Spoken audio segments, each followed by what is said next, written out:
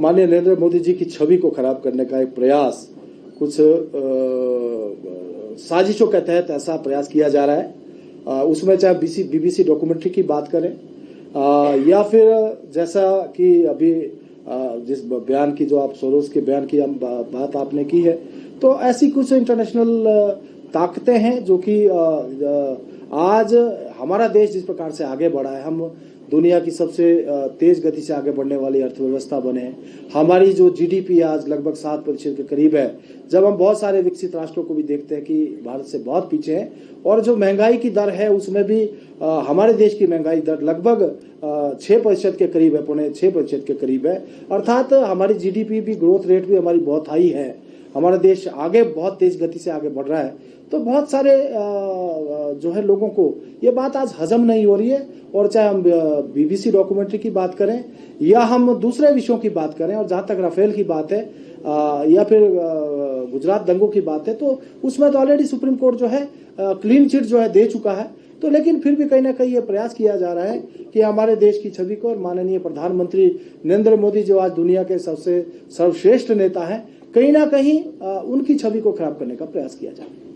हिमाचल के परिप्रेक्ष्य में देखें तो टूरिज्म डेवलपमेंट में ज़्यादा बढ़ावा मिले और ज़्यादा से ज़्यादा डोमेस्टिक और फॉरेन टूरिस्ट हमारे देश में आए, उस चीज़ से मैं समझता हूँ एक महत्वपूर्ण पहल हिमाचल प्रदेश के परिप्रेक्ष्य में हम कह सकते हैं।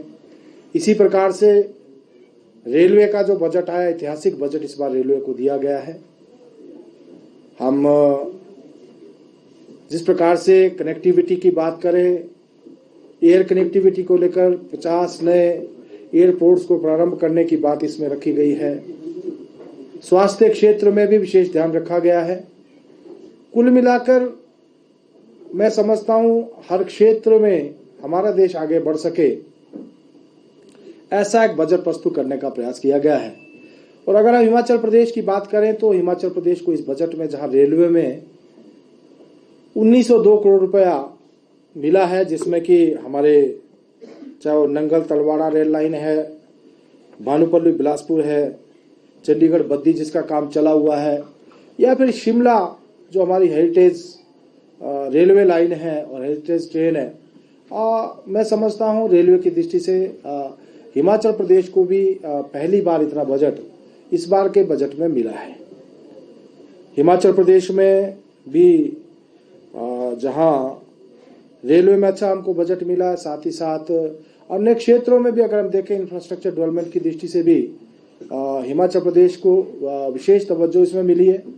और हिमाचल प्रदेश के जो विभिन्न प्रोजेक्ट्स, उसमें चाहे रोड से संबंधित हैं या दूसरे प्रोजेक्ट्स हैं, आने वाले समय में हम देखेंगे कि हिमाचल प्रदेश को भी इसका लाभ आने वाले समय में होगा। उसके बाद दूसरा जो आपसे बात करने का विषय है, हम जानते हैं आज प्रदेश में कांग्रेस की सरकार और लगभग 2.5 महीने के करीब कार्यकाल इनका पूर्ण होने को है।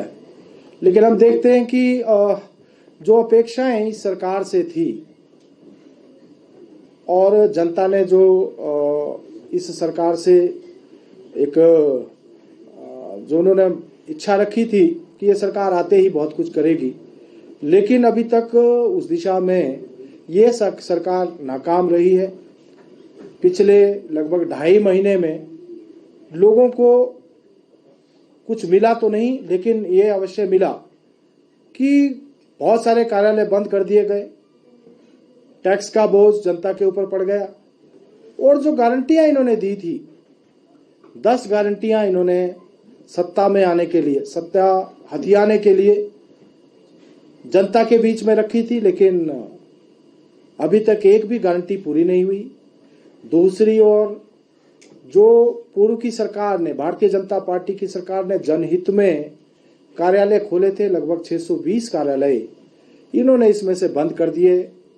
बहुत सारे ऐसे कार्यालय जिसमें कि जो कार्यालय चल चुके थे, जहां अधिकारियों की नियुक्ति हो गई थी, जहां बजट का प्रावधान था, सुचारू रूप से जिन्होंने कार्य करना प्रारंभ कर दिया था, उसको भी इन्होंने बंद कर दिया, जो कि मैं समझता हूं प्रदेश की जनता के साथ एक बहुत बड़ा धोखा हुआ। सुबॉर्डिनेट सिलेक्शन बोर्ड हमीरपुर, जो कि इन्होंने बंद कर दिया। इन्होंने वादा युवाओं से किया था कि हम प्रतिवर्ष 1 लाख रोजगार देंगे। 1 लाख की जगह अभी ये 20,000 में आ गए, अपनी बात से पलट गए। लेकिन लगभग 4200 ऐसे अभ्यर्थी थे जिनको की सिलेक्शन का इंतजार था, जिन्होंने अपने डॉक्यूमेंटेशन करवा दिया था और लगभग फाइनल स्टेज के ऊपर उनकी नियुक्तियां होने वाली थी। ऐसे समय में इन्होंने हमीरपुर सिलेक्शन बोर्ड को बंद किया।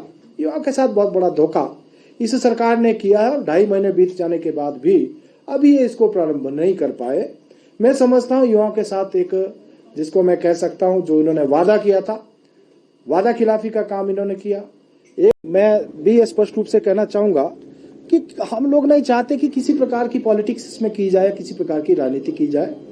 मामला जो है एसीसी प्रशासन और ट्रांसपोर्टर्स के बीच का है और हमने इस बात को कहा, माननीय अनुराग जी ने भी इस बात को कहा कि जहां पर भी हमारी आवश्यकता है हम सरकार को पूर्ण सहयोग करेंगे, लेकिन अगर इस मामले को तय करना है या जो रेट को लेकर नोटिफिकेशन करनी है या विवाद को अगर कहीं सुलझाना है तो सरकार को इसमें मध्यस्थता करनी है। और मैं भी कहना चाहूंगा, क्योंकि मेरे क्षेत्र का भी दाड़ला घाट का जो सीमेंट प्लांट है मेरे क्षेत्र में आता है, तो मैं जो हमारे ट्रांसपोर्टर्स हैं मैं उनसे मिला भी, मैंने उनसे बात भी की और मैंने कहा कि पहले सरकार जो है इस दिशा में आगे बढ़े, सरकार को ही तय करना और सरकार को ही मध्यस्थता करनी है।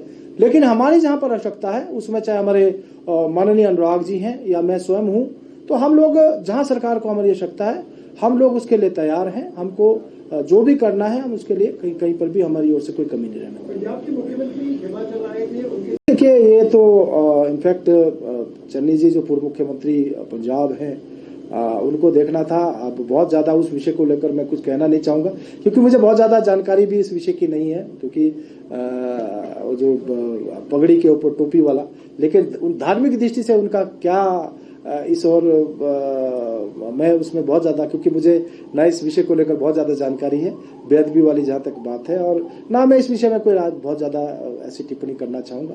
ये चन्नी जी को ही समझना चाहिए, उनको समझना चाहिए था, या जिन लोगों ने सम्मान किया तो क्या ये उचित था, ये उनका ही विषय, तो मैं इस विषय में बहुत ज्यादा नहीं।